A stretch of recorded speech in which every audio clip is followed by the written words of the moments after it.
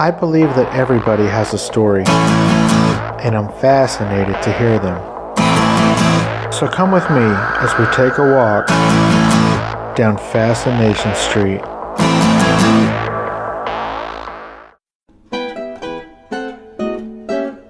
Happy holidays, guys. It's that time of year again. The time where everybody rushes to Amazon to buy all their shit for all their friends and family. This year, since all of you are now my friends, I'm asking you for a favor. I don't need you to send me anything for Christmas, but I appreciate the thought. What I would like for you to do instead is to do all of your Amazon shopping through Amazon. That's easy, right? I'm not asking too much. There's one thing I'm going to ask you to do. To get to Amazon, I need you to go to FascinationStreetPod.com and click on the Amazon banner on my homepage. Nothing will be any different, and then do all of your Amazon shopping as you normally would. The only difference is that you're walking in through the door that's marked Fascination Street Podcast. It tells Amazon that you love me, and they throw a couple of shekels my way for everything you purchase. That's it. Thanks, guys. I appreciate it. And happy holidays from Steve Owens and Fascination Street Podcast.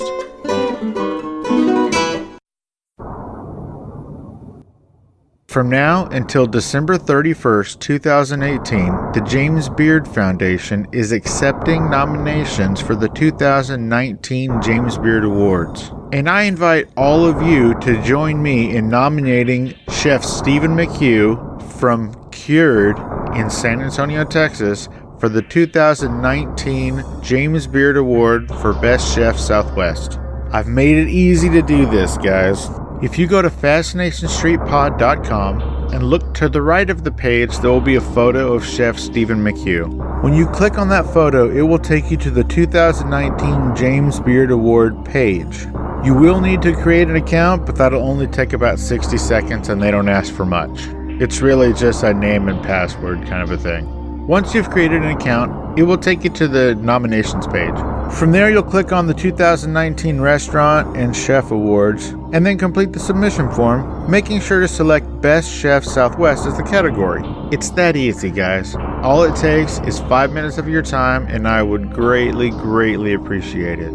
So thank you in advance, and now let's get to this week's episode. Welcome back, folks. This episode is with actor Wayne Pere. You know Wayne from such hit TV shows as Halt and Catch Fire, The Magicians, the movie Venom, and the popular American Horror Story Apocalypse TV show. In this episode, we talk about what Wayne did before he got into acting and why he decided to switch careers. He gives us some advice for beginning actors. Of course, we touch on some of his work, including the upcoming Watchmen movie.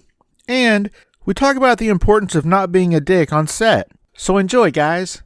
Let's get to know actor Wayne Pere. Yeah, talk to me, yeah.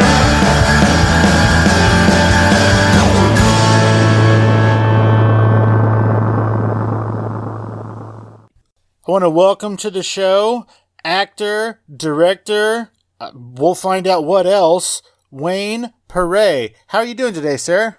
I'm well. Thanks for having me. It is absolutely my pleasure. Now, you're born in Louisiana, right? I was, actually. And I see, so are you in Texas? Is that where you are? Yes, sir. I'm in San Antonio, Texas. Not far San from Antonio. Louisiana. Okay, Yeah. I've been to San Antonio. I went deer hunting there when I was younger. Well, actually, we went into San Antonio, but I think we were in Del Rio, actually, if that's anywhere near you. It's a little bit south, but it's perfectly reasonable to assume that you came through San Antonio, for sure. Yeah, many moons ago. Rock well, on. I mean, I've driven across there on my way to California a few times, but like I said, I was also there as a teenager deer hunting with my dad. Very cool. So, let's talk about growing up in, is it Houma? It's Houma. Yeah, that was the name of a Native American tribe that was located in the region, the Houma Indians. So just add an S to it, Houmas. So Houma was a town derived from that, or the town name was derived from the Native American name. Yeah, I was born there. Then we moved to Gulfport, Mississippi, which is right next to Biloxi. We lived there for several years. We actually moved after Hurricane Camille, which was, I don't know if you're familiar with Hurricane Camille, but that was a massive storm. It actually had more powerful winds than Katrina, but it was a little faster moving, I guess, than Katrina was. But it had like a 25-foot storm surge, and we were out of power for a week, and a giant tree fell on our house, and it was pretty crazy. But yeah, a good bit of my childhood was spent in Houma on the bayous. My wife was born in Lubbock, Texas, but shortly after that, her family moved to Columbus, Mississippi. So she was basically raised in Columbus, Mississippi. And so, once we started seeing each other, I got to go visit Mississippi and Columbus and Biloxi and a couple of the other cities, Jackson and whatnot. And Mississippi gets a bad rap, but it's beautiful. It's definitely beautiful countryside out there. Yeah, there's some beautiful spots around there. Where's Columbus? What part of the state is that? It's down south. Is it close to Biloxi or a little further north? Or? I think it's closer to Jackson. Yeah, okay, that's what I thought. I'm really not good at geography. Yeah. All I know is that you fly into Jackson and drive, or you fly into Memphis and drive if you want to go the longer route for some reason. Now, is this your wife, you said? Or your yeah, this is my wife, and we've made that drive quite a few times from San Antonio, and it's I don't know, it's about 11-hour drive or something like that. Wow, 11. Yeah, Texas is so big, and San Antonio is a pretty good ways into Texas. You're in a very dry part of Texas there, so it's probably nice to get into a little bit greener surroundings. Yeah, it's we don't have real tall trees here, and usually all of the landscape and the grass is brown due to an anemic rainfall. But about these last 6 weeks, there's been probably 75% of the days it's been raining.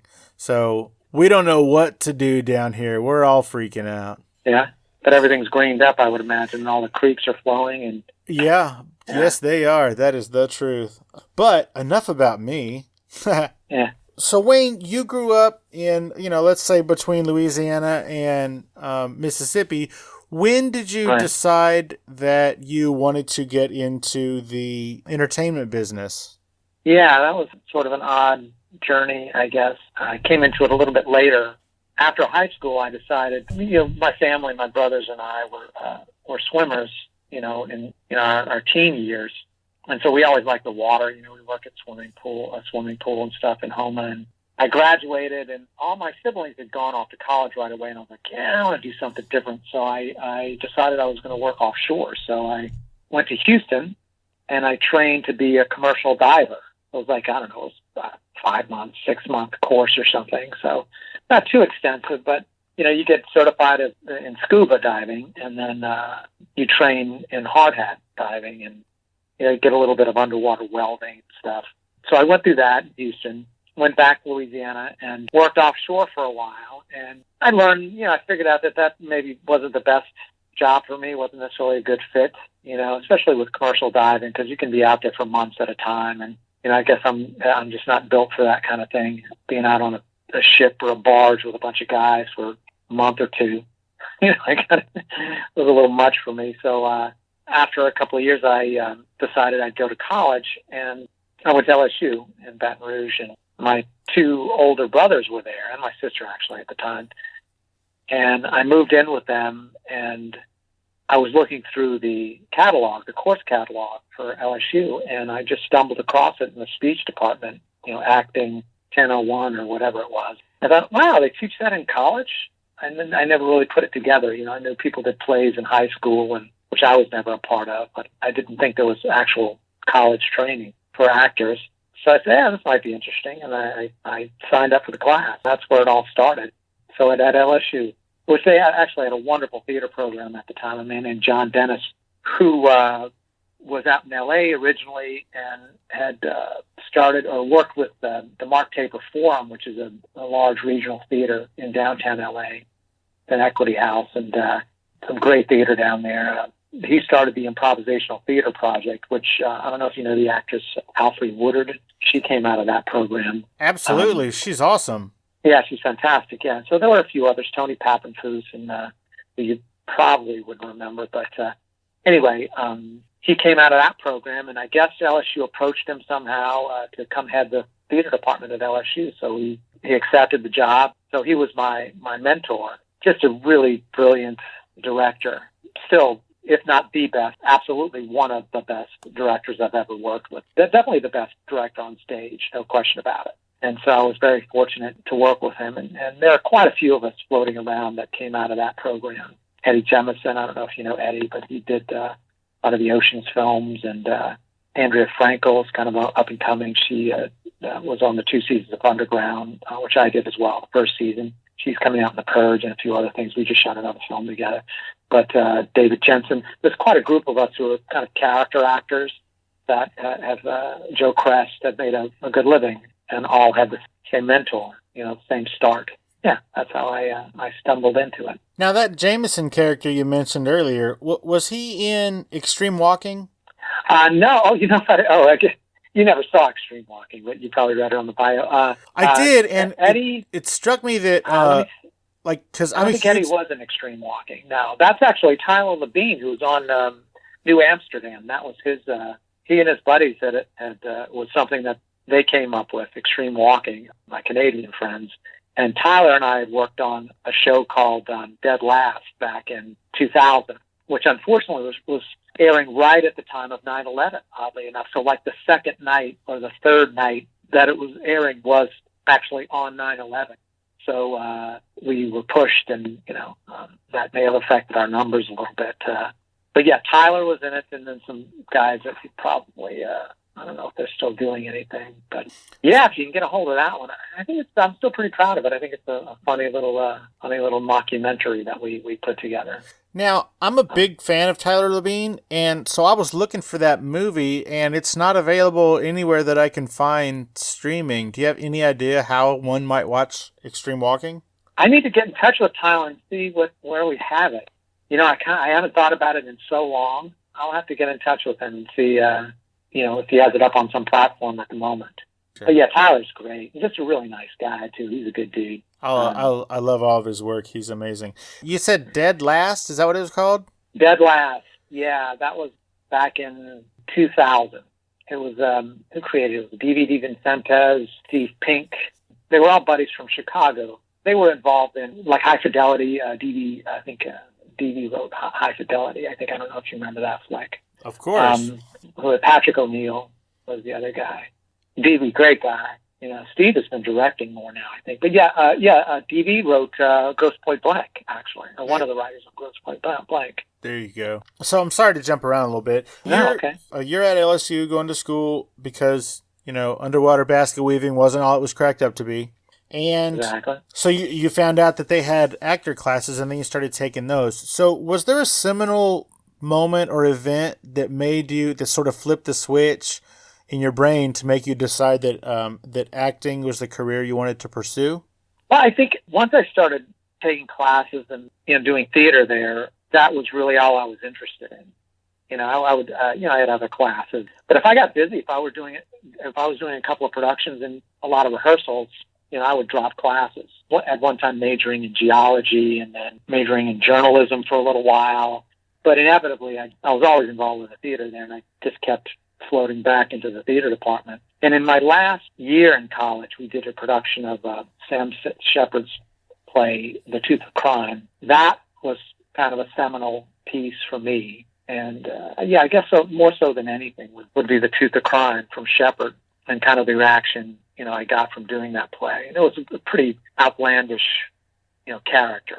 And the play we described, or John Dennis directed that one, he described it as a rock and roll Western set in a futuristic present. And it was an odd piece and very stylized piece. And my character in particular was the most kind of flamboyant of them all in the play. I was the antagonist. So I was able to really play into my strength, which is character work. I was able to, make some very specific character choices, bold character choices, and, involve some odd movement and vocal things. And I was able to sing as well. It was a play with music. It wasn't a musical, but it was a play that had music in it. So that sort of really turned everything around. But I think even before that, I was heading in that direction, acting. So how long were you a commercial scuba diver? Well, this is a commercial diver. I'm so sorry. It would be hard hat diving, so sorry. It's not scuba. That was only a couple of years. Okay, so a half, 2 years, something like that. So it took you a couple of years to decide that wasn't right for you and that wasn't really your calling. How long was it before you realized that acting was your calling, before you knew in your heart that this was something that you needed to do forever? Yeah, like I said, I think within the first, probably maybe by the third year in the program, at LSU, everything seemed to be pointing in that direction. And really, like I said, the Tooth of Crime was the ultimate kind of confirmation for me. The level of commitment that it took and, personal investment and whatnot, and also the response that I got, and really sort of the power that I felt, I guess, was very intoxicating. But also through the process, just training as an actor was a very enlightening experience because it's really a journey into self. I think ideally you're exploring yourself because even though you're playing characters, and a lot of actors, movie stars and whatnot, are playing themselves, so Bruce Willis is just going to be Bruce Willis whenever you see him.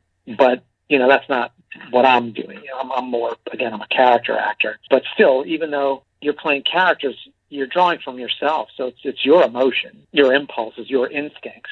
You're using various tools to help guide those and accentuating some more than others, depending on, the character that you're playing. But in the end, the journey into self is probably the most important journey as an actor as far as in your training, because it gives you the ability to bring everything you have to the table. That's what I'm interested in. And I continue to work for that, to continue to free myself, really, to get out of my own way, some actors would say, to be fully present and fully available and fully instinctual and impulsive, to create that life, to live that, allow myself to live through whatever that experience that we're shooting is, or if it's a play, whatever the story, the play is about, to allow myself to actually live through that event. Nice. That makes sense. Oh, that makes perfect sense. That's a great answer. So after you got out of LSU and you're done with college and you now have to support yourself with your newfound career, how long before you were able to sort of relax and, I guess, know that this was viable and that you were good enough to make this a career? Do you understand my question? I do. Okay. No, I completely understand it. I'll answer it, but I'll start with this. One thing I've always had is a belief in myself, for whatever reason. I guess I've received enough encouragement along the way to believe that I will work. Because as actors, there's a fair amount of time we're unemployed, especially when we're first getting started. And look, often, in the last many years, it feels like there's always something coming. I'm finishing one project, I'm getting ready to start another. But you're constantly interviewing for jobs. You're auditioning and you're interviewing for them. So it's a very challenging profession in that way to jump into, just from a mental standpoint, to be able to say, okay, well, all right, I don't have anything right now, but I know something is on the way, especially, like I said, when you're first getting started. But I came out to L.A. through the advice of John Dennis, again, my mentor at LSU, because I sat in his office and I said, what do you think, New York, L.A.? He said, no, I think you're L.A. I would go to L.A. So I said, all right. Jumped in my car, loaded things up, headed out to L.A. Honestly, I fumbled around for a while. I didn't know what to do. I didn't know anybody out here. I had no idea what, I was supposed to be doing. So, I took headshots, sent out mailers to agents, which everybody did. And I'm sure people still do to this day. But I didn't have any credits. I just had the plays, the theater I had done in college. So I sent that out. Nothing was happening. And because, there are tens of thousands of people doing the same thing. So most of those just get thrown out. And at the time, there wasn't the internet, so I couldn't produce my own stuff and get out there that way. So you're pretty much on your own. Anyway, so I fumbled around for a while, and I was like, I don't want to take any classes because I just got out of college. I took all this class, and I was like, I'm ready to go. But eventually, after, a year and a half or 2 years, and I was doing whatever odd jobs I was doing, I decided to take a class. I was like, maybe I should get in a class just to stay fresh. And as soon as I started taking classes, things started to happen. People started to see my work and say, this guy, where did he come from? And teachers would recommend me to other people. And so I started doing theater in Los Angeles that way. My teachers would recommend me. Say, you got to have this guy. He's just started a class, and, you should have him in this play. And so I started to develop a network. And now you have the internet, so you have in social media, so you have other ways to form that network. but it was based on my work. So I did the work in school. I committed. I worked really hard, and I came out here. And once people started to see that work, I started to get a reaction and started to have people get into my corner, I guess you would say. As soon as that started happening, as soon as I started doing theater, shortly after that, I had representation. Other actors would say, "Oh, listen, my agent needs to see you," and so I would meet with these agencies or managers. I would sign up with people, and the ball started rolling that way. And throughout my career, that's been a pattern where teachers from class or actors from class that I've been in with have recommended to casting people, to directors, to producers, and it continues to happen. To this day, it continues to happen where I'll have a relationship that I established many years ago from class. I'll get a recommendation. So it took in total probably, I don't know, maybe 5 years in LA for me to start feeling more comfortable and not have a second, a little side job kind of thing. But I started booking stuff within probably 3 years. But again, now it was a totally different climate, completely different deal here than it is today. Today, people can shoot something on their frickin' iPhone, edit it, and have a reel, and if they know what they're doing, they can potentially have some good results. And if they have some good writing, anybody can be a filmmaker at this point. It's cheap to do it. You can edit it on your own computer. You could shoot it on your phone or on just a DSLR. And, if you get some good sound on there and you have a good story, you're in business. And it just wasn't that way, before. You had to shoot on film. It was more expensive renting and buying the film and getting it developed and just making connection. We just had the phone, and mail. Completely different situation. So it's a lot better for folks now, I would say. So you do think it's better this way? Well, I think it's easier to get started this way as an actor. Absolutely. Yeah. For sure. Yeah. And also they need more content. There are different platforms that need content. So yeah, but in the end, it still comes down to who can do the work. Because anybody can memorize lines and say them, virtually anyone, unless you have some sort of disability. You can walk and talk and say lines, and most people can do that. But that's not acting. Acting is the ability to live truthfully under imaginary circumstances. Not everybody can do that. It is a craft. It's a skill. So if you are skilled and you have the ability to do that, and some people are innately talented, instinctually they know right away without training. Now, if they're doing more advanced work and more complicated roles, yeah, training definitely helps. And all the actors that I truly respect, they come from backgrounds they're trained. But, people come in without a lot of training at first and they play themselves and, they can listen and talk and do good work and they start training afterwards. A lot of different routes. I don't know if I answered your question. Oh, it answered my question perfectly. Now, you don't have to say it, but I'll say it. You have been wildly successful and super busy for the last a whole lot of years. You have been on some of the most iconic television series in history and some of the most acclaimed and well-respected films in history. I've been lucky, yeah. Well, luck is part of it, but also you have to not suck or you don't get invited back.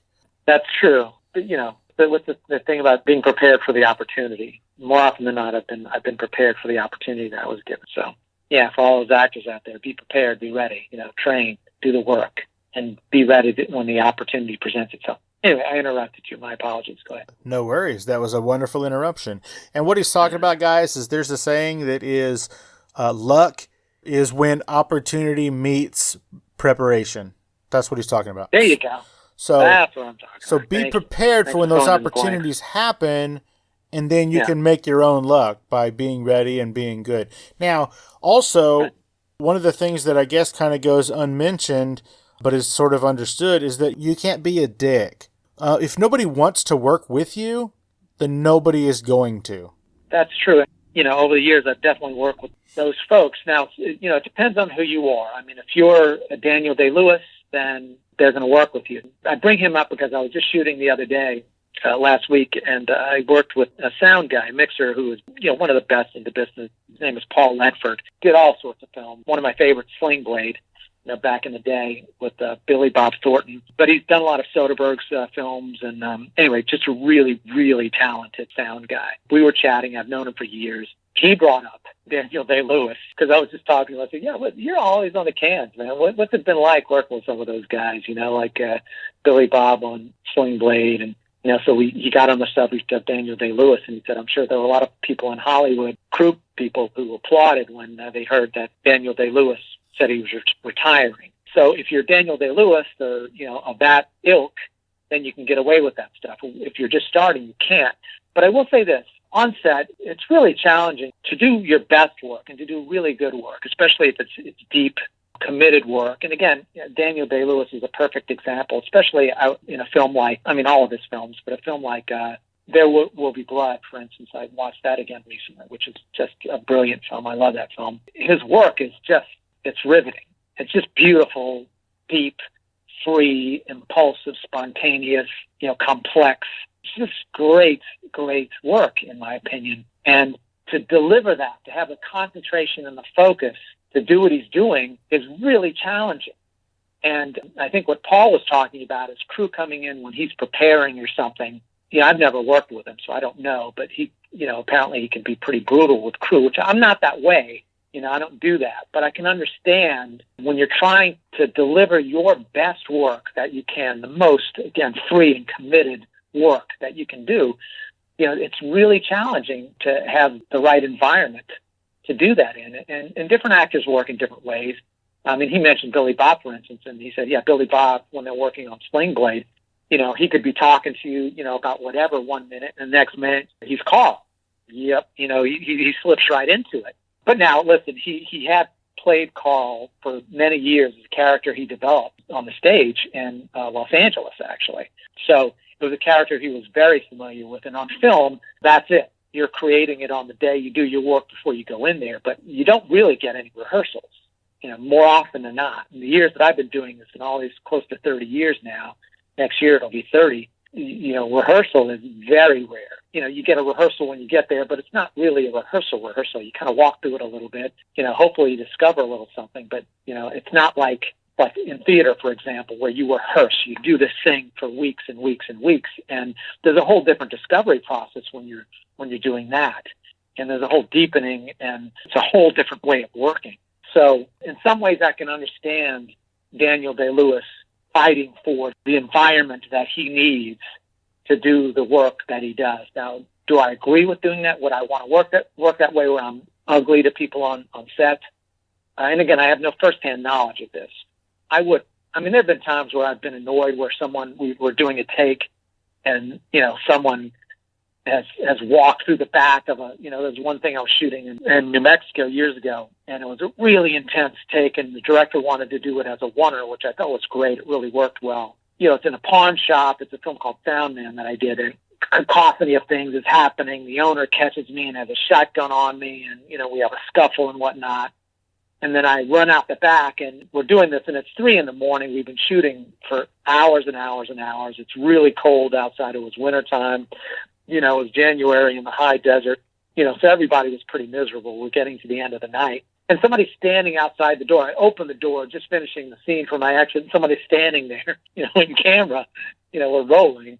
It was a great take. And, I storm out of there. And, I didn't say anything to them, but I got out. I was pretty livid. But it was also part of the scene, too, like the intensity of the scene. But I just, I had my little thing like, I can't believe it. Why is this person there? And that was it. It wasn't anything. It wasn't like a huge, ordeal or anything. But back to your point, you're right. You want to be somebody they want to work with. That's always the way to go. Make friends on set. Be cordial with everyone. And also, here's another thing to remember that someone told me years ago. Hang up your clothes when you're done. Don't come in your trailer and just toss your stuff on the floor. Put your clothes back up on the hanger. The wardrobe department really appreciates it. So, you keep them happy. And it's the same with all the departments. You're nice to hair and makeup. You're nice to wardrobe. You get out of the crew's way when they're working. Another story I heard, there was an actor whose name I won't mention, a very famous actor and a very talented actor. I just bumped into him at the screening for Venom the other night, actually. Literally bumped into him. I dropped my phone, and it hit it on the ground between his girlfriend's legs, and I went down to pick it up. It was on the floor. I don't want that to sound worse than it was. It was on the floor, and it slid between her feet. That's what it did. And it slid through them. and I bent down to pick it up, which again, it was away from a couple of feet away from them both. And I stood up, and this actor was standing there. So, oh, yeah, hey, how you doing? Anyway, but I digress. He was working on a project a few years back, and my friend, they had finished the take, and this actor just laid on the floor in the middle. Actually, no, they didn't finish the take. They had just done a rehearsal. So what happens, you go and you do a rehearsal, and then they'll call the crew in, and you do a camera rehearsal, and then they light the scene, so the crew comes in, and it's their space. Well, this actor, either he was on the couch, or I think he was on the floor, actually. He just laid down on the floor in the middle of the set while the crew it's their set at this time. It's time for them to do their work. And he just laid there on the floor. Did not make a good impression on folks. Now, this is a major movie star, and he was younger at the time. And he does continue to work, and he's very good, actually. And he can get away with that stuff. But once you're finished with the rehearsal, or when it's the crew's time to do their thing, if you're in between takes, get out of their way. Let them do their thing. I always apologize to them, and because they're usually really sweet, to the actors and stuff. I'm sorry, excuse me. And I'm like, no, I'm in your way. Let me get out of the way. Come on through. It's your set. So be respectful of the other departments and let them do their jobs and help them in any way you can. And when it comes to your work, hopefully they're doing the same thing, where they're not impeding your process. If something is happening that's not helping you get to where you need to get, then what you do is you talk to the first AD. You go to him and say, hey, listen, it's hard for me to concentrate when, they're coming up to me so often, or they're doing this, or they're talking a little bit too much in this area. Can you do this for me? Or, can you clear my eye line? I'm supposed to be looking off camera at something, and there's a bunch of crew there. And I'll do that, depending on what the scene is. But, I won't yell out, hey, get out of my eye line. I won't do that. I'll go to the AD and say, hey, listen, would you mind? I'd really prefer if my eye line was clear and I wasn't looking at them, talking on the phone over there. Well, I'm supposed to see, Godzilla approaching, or whatever it is. Well, I think that eye line analogy that you brought up, I think that everybody is familiar with the Christian Bale eye line story and news clip. Yes. And nobody wants to be that guy. I mean, yeah, he's successful and he's talented and he's still working today, but I feel like your job is a little easier if the people that are going to work with you don't hate you. I completely agree. And now I don't know what led up to that point and how many takes they were doing and if he was frustrated from something that happened before. So when I saw that, it reminded me of that instance I was telling you about in New Mexico, when someone was standing in the take and kind of blew the take, which I thought was a really good take. Now, I didn't react in that way. I just had a little blip of a thing like, I probably said a curse word, and then that was it. I didn't go off on a tangent, and I never addressed the person specifically, and I was off on the side. It was just me. I basically got out my frustration, in 2 seconds, and then we were back on and we were shooting again. So it wasn't in any way like that sequence. But like I said, in some ways I understand when you're as committed as those two actors that we're referring to, it kind of does come at a cost. There's a price that you pay for that kind of commitment. And hopefully we can all do it in a way where we're respectful of everybody else on the set. It's one of those things maybe you can establish, the actors out there, if you're listening, you can establish those parameters early on with the AD. You talk to them, hey, listen, I would really prefer if X, Y, Z, whatever that request is, as long as it's reasonable. But you are correct when you open this segment with being nice to the crew. Yes, it's really important, and it will keep you working. Everybody much prefers having someone who's fun to work with on set, and especially when you're first getting started. I mean, it's true throughout your career, but especially when you're first getting started, you cannot afford to do that. You cannot afford to take a chance of being an idiot on set because they'll be like, yeah, we're not working with this guy again. But if your picture is coming across somebody's desk, your tape is coming across someone's desk, and the casting director and the director's sitting there, and the director knows you and says, oh yeah, I worked with Wayne and Carl before, but Carl, he's kind of a pain in the ass. Both good auditions, but yeah, I'm gonna work with Wayne. He's more fun to hang out with because you're hanging out with people for a long time sometimes on long days. So you want to be the guy they want to hang out with, or the girl, or the woman. Absolutely. I don't mean to be so gender specific over here. Sure. I mean, for instance, on a 16-hour day of filming, you're lucky if you film, 15, 20 minutes of whatever project you're doing.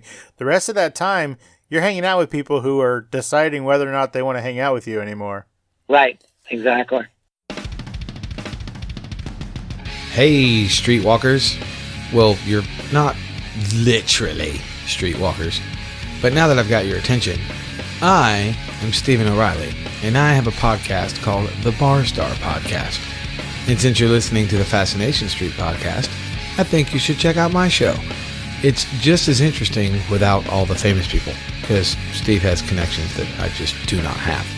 But if you dig podcasts about music, working musicians, and other random shit that I decided to talk about, based around music, of course, because that's what I do. I'm a working musician for the past 30 years, then you need to check out the Bar Star Podcast. You can get it wherever you get your podcast, on any platform, and make sure you check out barstarpodcast.com. Now back to the one and only Steve Owens and whatever the hell he was talking about. I feel like there's sort of a spectrum, and on one side of the spectrum is Henry Winkler, and on the other side of the spectrum is Shia LaBeouf. And one of those people, one of those people isn't working so much anymore because mostly of their attitude, not necessarily their talent. Because everything that Shia has been in has been pretty good, but nobody wants to work with him because he's a dick. On the other side, Henry Winkler, he's been working for 50 years and nobody has anything mean to say about him. Nobody's even heard a negative word about that man. And he just finally won an Emmy, last week or whatever it was. So, I mean, he's obviously still working and still in demand and everybody loves him. So I guess, you don't necessarily need to be on the far end of that scale, but let's lean toward the Fonz and a little less toward even Steven's guy over there. Right. Absolutely. And again, when you're first getting started, you don't really have much of a choice. Absolutely. And I think just, how do you want to walk through life? Who do you want to be? What kind of human being do you want to be? And in general, I would say being kind to one another and being respectful of one another is the way to live your life.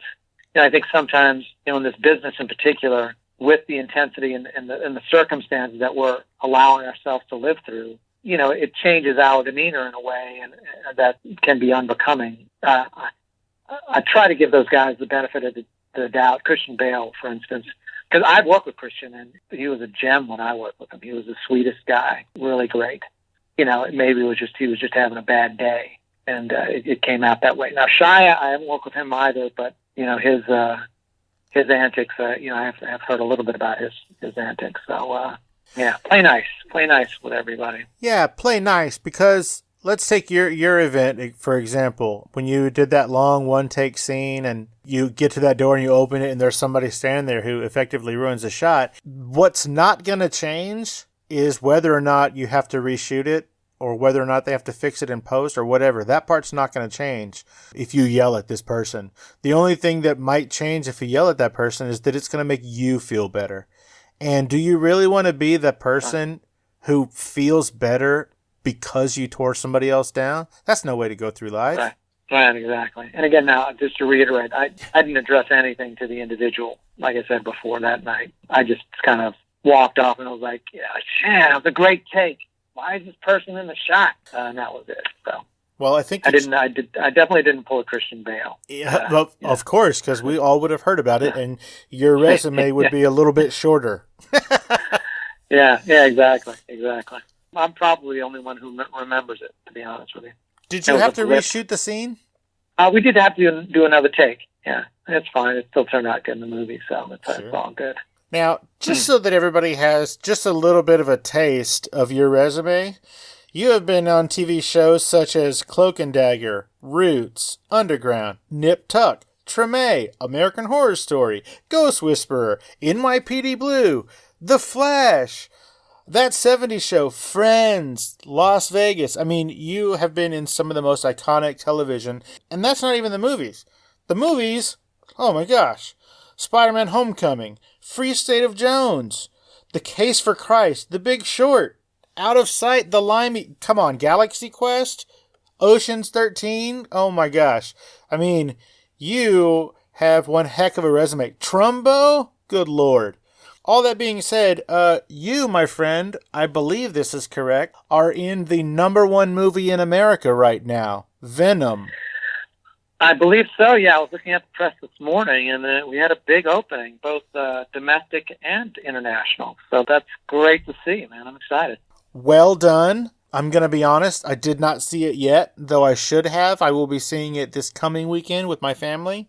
Yeah, get on out there. Oh, boy, am I. So, obviously, and I'm going to put words in your mouth, but I'm going to say that there's no possible way that you could have imagined this type of success when you were first coming out of LSU acting school. How do you feel right now? Like, do you pinch yourself all the time, every day? Honestly, I don't, actually, because for me, the whole process of acting is an exploration of self. I was talking about that a little earlier. And one of the things that keeps me going in the work is that I continue to want to grow as an actor. I'm never really satisfied. I look at work and, I'll have, because we still have to use reels and stuff to get our work out there. So, which is kind of unfortunate because I don't like sitting around looking at my work. But, there are definitely things I'm proud of along the way. And I thought, okay, that's good. That's some good work in that one. But I've never been fully satisfied. I've never been complacent. Let's put it that way. Because I always feel like there's more that I can do. I can be freer. I can be more spontaneous. So I continually want to challenge myself. And being a character actor, I guess that's part of the journey that you're on. So no, I don't pinch myself every day. I challenge myself, I guess, more than anything. There's always this fleeting sense of like, you never know when's your last job. I think it's kind of one of the pitfalls of being an actor. What's going to happen next? Because, it's not like any other career. You don't have a steady job. You might be on a television series for a few years, which is nice. But yeah, there's always that sense of, okay, what's next? What am I going to do next? What's the next gig? What's coming down the pike? But I am grateful. I'm grateful that I have been able to work as long as I have and the projects I've been able to work on, and that I have people who are in my corner that call me in for things or offer me things, whether it's casting folks or producers or directors, writers. I'm very appreciative. So that's the kind of space I'm living in. Well, I think that speaks toward your drive. It sounds like you have almost an insatiable appetite to do better and to do more. Looking at your resume, I think that has served you to a degree. So nicely done, sir. Well, thank you. Appreciate it. Are your parents still married? Well, my father's deceased. He just died a couple of years ago. So my folks were only in one marriage. Yes, they were lifelong. Well, I'm sorry that your father... But they would be if he... Well, thanks, yeah. But they would be if he was still here, yeah. The reason I ask is because I think that it goes maybe unnoticed or unmentioned. I think that having an intact family sort of helped you not only with your self-esteem, but with that drive that we were talking about. I think that can contribute to it, yeah. And then there are other folks who, haven't have that hunger coming from a place of lack, being in an environment that wasn't as supportive and whatnot. But I think in general, yeah, it sounds silly to say it, but yeah, to come from a supportive family and supportive friends, it's really invaluable. So I would agree with you on that. Yeah, it definitely helped me to kind of keep a level head and make it through, the difficult times, because it's always going to be that way. And really with any profession, but it's especially true of acting, just because of the nature of the work and the fleetingness of, you're on 1 week and then you're off, it might be not work for a few months and then you're back on something and, you might be on it for 6 weeks or 4 months, or you might be on it for a day. So it is important to have good self-esteem. And if you have support, if you're supported by your friends and family, that's really priceless. Absolutely. Or your significant other. Yeah, that's a big one. I know we don't have a whole lot more time here, but I just want to ask you a couple more questions. When did you decide to get into directing, and how did that manifest itself? I know that you directed Extreme Walking, but when did you decide to get on the other side of the camera? Well, let's see. I guess the first time, I started thinking about it in the later 90s, probably, after I'd been working for a few years as an actor. It just sort of slipped into it. I think it's a natural progression for a lot of actors. Some people don't want any part of it, but it's odd. I didn't feel as much pressure on me as a director as I did as an actor.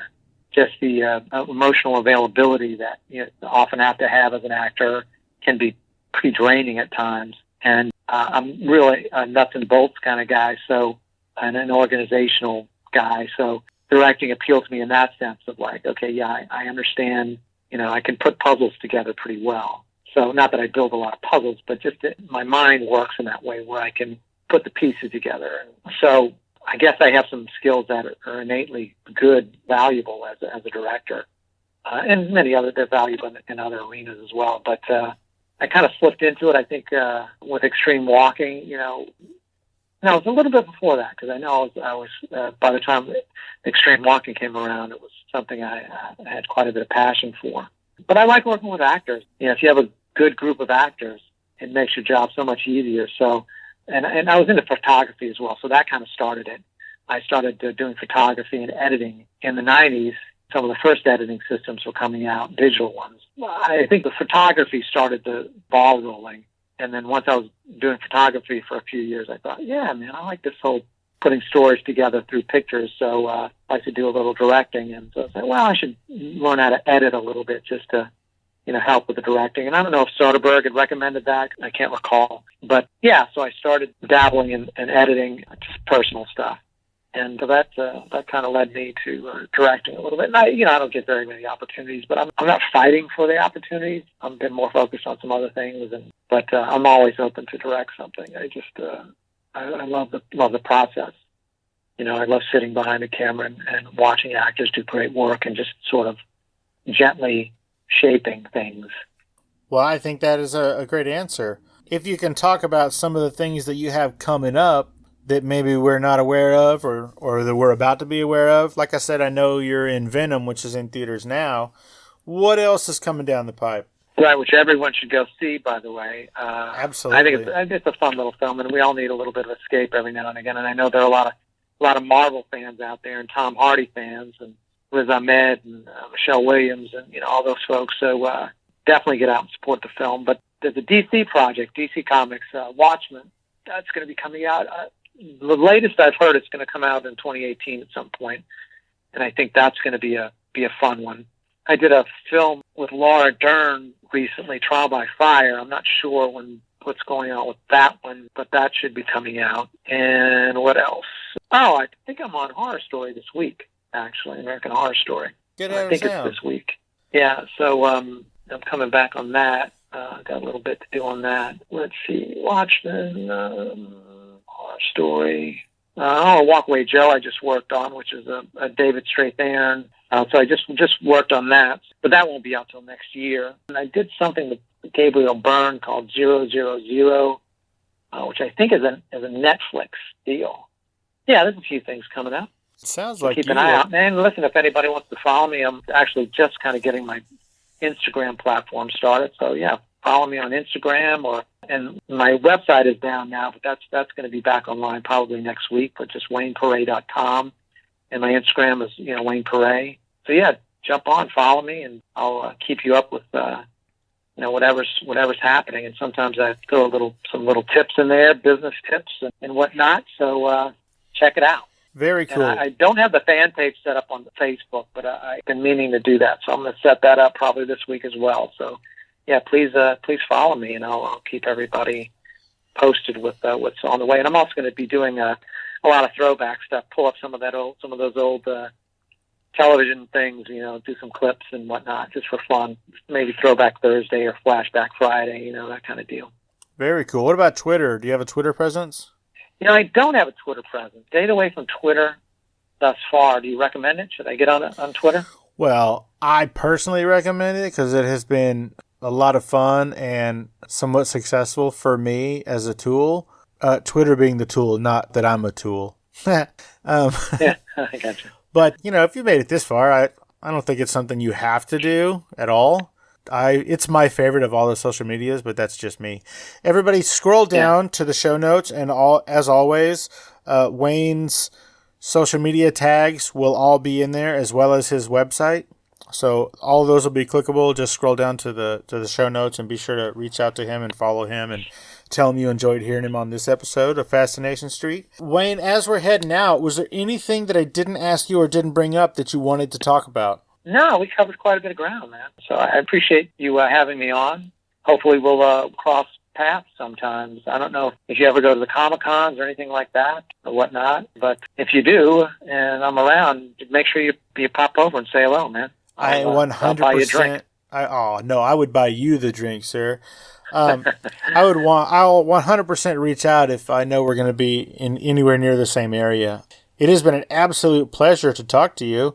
And Wayne, I want you to have a great rest of your day. I super appreciate you taking the time out of your super obviously busy and hectic schedule to hang out with me on Fascination Street so that me and my people can get to know you a little better. Thank you so much.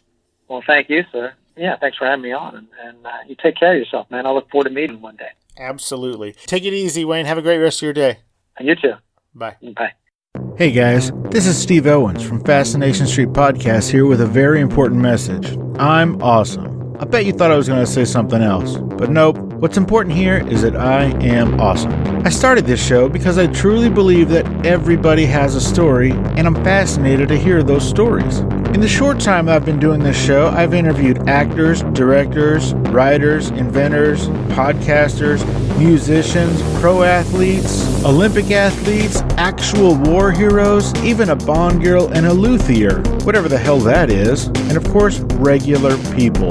From people who wanted to be stars but never gave it a real try, to big company CEOs and people who got to meet their favorite president. I love getting to meet and speak with people who have a story to tell. I feel like everyone does, and it's my job to get them to tell it. You never know who my next guest will be. An Academy Award-winning actor, a platinum-selling musician, or your own mother-in-law. But one thing is for certain, you will be fascinated by their story.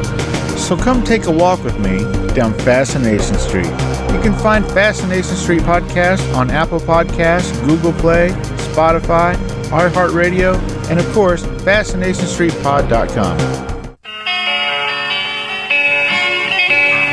Opening music is the song Magnolia from the 2014 album Intransigence, used with permission from Douglas Miles Clark. Closing music is Apollo from the 2001 album Into the Known by the band Sapphire. Thanks for hanging out with us and getting to know a little bit about our guest. We'll see you next time on Fascination Street.